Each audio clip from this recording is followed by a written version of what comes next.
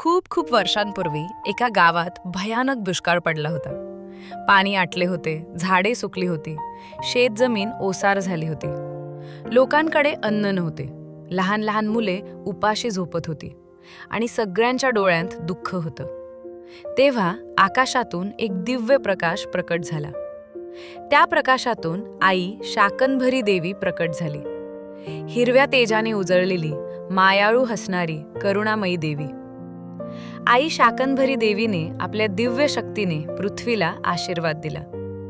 आणि पाहता पाहता भाजीपाला, फळे आणि धान्य जमिनीतून उगवू लागले. कोरडी जमीन हिरवीगार झाली, शेते भरभरून आली आणि लोकांच्या चेहऱ्यावर हास्य फुललं. कोणीही उपाशी राहिलं नाही.